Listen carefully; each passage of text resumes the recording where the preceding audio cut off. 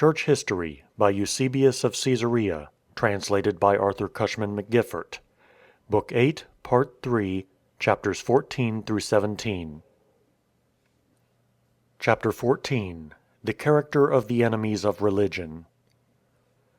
Maxentius his son, who obtained the government at Rome, at first feigned our faith, in complaisance and flattery toward the Roman people. On this account he commanded his subjects to cease persecuting the Christians, pretending to religion that he might appear merciful and mild beyond his predecessors. But he did not prove in his deeds to be such a person as was hoped, but ran into all wickedness and abstained from no impurity or licentiousness, committing adulteries and indulging in all kinds of corruption. For having separated wives from their lawful consorts, he abused them and sent them back most dishonorably to their husbands. And he not only practiced this against the obscure and unknown, but he insulted especially the most prominent and distinguished members of the Roman Senate. All his subjects, people and rulers, honored and obscure, were worn out by grievous oppression. Neither, although they kept quiet and bore the bitter servitude, was there any relief from the murderous cruelty of the tyrant. Once, on a small pretense, he gave the people to be slaughtered by his guards, and a great multitude of the Roman populace were slain in the midst of the city, with the spears and arms, not of Scythians and barbarians, but of their own fellow citizens. It would be impossible to recount the number of senators who were put to death for the sake of their wealth, multitudes being slain on various pretenses. To crown all his wickedness, the tyrant resorted to magic, and in his divinations he cut open pregnant women, and again inspected the bowels of newborn infants. He slaughtered lions, and performed various execrable acts to invoke demons and avert war. For his only hope was that, by this means, victory would be secured to him. It is impossible to tell the ways in which this tyrant at Rome oppressed his subjects, so that they were reduced to such an extreme dearth of the necessities of life as has never been known, according to our contemporaries, either at Rome or elsewhere. But Maximinus, the tyrant in the East, having secretly formed a friendly alliance with the Roman tyrant as with a brother in wickedness, sought to conceal it for a long time. But being at last detected, he suffered merited punishment. It was wonderful how akin he was in wickedness to the tyrant at Rome, or rather how far he surpassed him in it. For the chief of sorcerers and magicians were honored by him with the highest rank. Becoming exceedingly timid and superstitious, he valued greatly the error of idols and demons. Indeed, without soothsayers and oracles he did not venture to move even a finger, so to speak. Therefore he persecuted us more violently and incessantly than his predecessors. He ordered temples to be erected in every city, and the sacred groves which had been destroyed through lapse of time to be speedily restored. He appointed idol priests in every place and city, and he set over them in every province, as high priest, some political official who had especially distinguished himself in every kind of service, giving him a band of soldiers and a bodyguard. And to all jugglers, as if they were pious and beloved of the gods, he granted governments and the greatest privileges. From this time on he distressed and harassed, not one city or country, but all the provinces under his authority, by extreme exactions of gold and silver and goods, and most grievous prosecutions and various fines. He took away from the wealthy the property which they had inherited from their ancestors, and bestowed vast riches and large sums of money on the flatterers about him. And he went to such an excess of folly and drunkenness that his mind was deranged and crazed in his carousals, and he gave commands when intoxicated of which he repented afterward when sober. He suffered no one to surpass him in debauchery and profligacy, but made himself an instructor in wickedness to those about him, both rulers and subjects. He urged on the army to live wantonly in every kind of revelry and intemperance, and encouraged the governors and generals to abuse their subjects with rapacity and covetousness, almost as if they were rulers with him. Why need we relate the licentious, shameless deeds of the man, or enumerate the multitude with whom he committed adultery? For he could not pass through a city without continually corrupting women and ravishing virgins. And in this he succeeded with all except the Christians, for as they despised death, they cared nothing for his power. For the men endured fire and sword and crucifixion and wild beasts and the depths of the sea, and cutting off of limbs, and burnings, and pricking and digging out of eyes, and mutilations of the entire body, and besides these, hunger and mines and bonds. In all they showed patience in behalf of religion rather than transfer to idols the reverence due to God. And the women were not less manly than the men in behalf of the teaching of the divine word, as they endured conflicts with the men, and bore away equal prizes of virtue. And when they were dragged away for corrupt purposes, they surrendered their lives to death rather than their bodies to impurity. One only of those who were seized for adulterous purposes by the tyrant, a most distinguished and illustrious Christian woman in Alexandria, conquered the passionate and intemperate soul of Maximinus by most heroic firmness. Honorable on account of wealth and family and education, she esteemed all of these inferior to chastity. He urged her many times, but although she was ready to die, he could not put her to death, for his desire was stronger than his anger. He therefore punished her with exile, and took away all her property. Many others, unable even to listen to the threats of violation from the heathen rulers, endured every form of tortures, and rackings, and deadly punishment.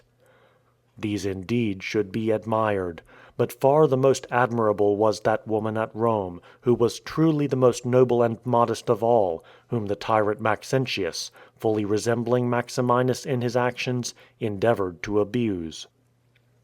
For when she learned that those who served the tyrant in such matters were at the house, she also was a Christian, and that her husband, although a prefect of Rome, would suffer them to take and lead her away, having requested a little time for adorning her body, she entered her chamber, and being alone, stabbed herself with a sword. Dying immediately, she left her corpse to those who had come for her. And by her deeds, more powerfully than by any words, she has shown to all men now and hereafter that the virtue which prevails among Christians is the only invincible and indestructible possession.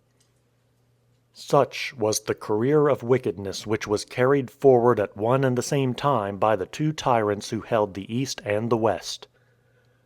Who is there that would hesitate, after careful examination, to pronounce the persecution against us the cause of such evils? Especially since this extreme confusion of affairs did not cease until the Christians had obtained liberty. Chapter 15. The Events which Happened to the Heathen. During the entire 10 years of the persecution, they were constantly plotting and warring against one another. For the sea could not be navigated, nor could men sail from any port without being exposed to all kinds of outrages, being stretched on the rack and lacerated in their sides, that it might be ascertained through various tortures whether they came from the enemy, and finally being subjected to punishment by the cross or by fire. And besides these things shields and breastplates were preparing, and darts and spears and other warlike accoutrements were making ready, and galleys and naval armor were collecting in every place. And no one expected anything else than to be attacked by enemies any day. In addition to this, famine and pestilence came upon them, in regard to which we shall relate what is necessary in the proper place. Chapter 16. The change of affairs for the better. Such was the state of affairs during the entire persecution. But in the 10th year, through the grace of God, it ceased altogether, having begun to decrease after the 8th year. For when the divine and heavenly grace showed us favorable and propitious oversight, then truly our rulers, and the very persons by whom the war against us had been earnestly prosecuted, most remarkably changed their minds, and issued a revocation, and quenched the great fire of persecution which had been kindled, by merciful proclamations and ordinances concerning us. But this was not due to any human agency, Nor was it the result, as one might say, of the compassion or philanthropy of our rulers. Far from it. For daily from the beginning until that time they were devising more and more severe measures against us, and continually inventing outrages by a greater variety of instruments. But it was manifestly due to the oversight of divine Providence, on the one hand becoming reconciled to his people, and on the other attacking him who instigated these evils, and showing anger toward him as the author of the cruelties of the entire persecution. For though it was necessary that these things should take place according to the divine judgment, yet the word saith, Woe to him through whom the offense cometh. Therefore punishment from God came upon him, beginning with his flesh, and proceeding to his soul. For an abscess suddenly appeared in the midst of the secret parts of his body, and from it a deeply perforated sore, which spread irresistibly into his inmost bowels. An indescribable multitude of worms sprang from them, and a deathly odor arose, as the entire bulk of his body had, through his gluttony, been changed, before his sickness, into an excessive mass of soft fat, which became putrid and thus presented an awful and intolerable sight to those who came near. Some of the physicians, being wholly unable to endure the exceeding offensiveness of the odor, were slain. Others, as the entire mass had swollen and passed beyond hope of restoration, and they were unable to render any help, were put to death without mercy. Chapter 17. The Revocation of the Rulers.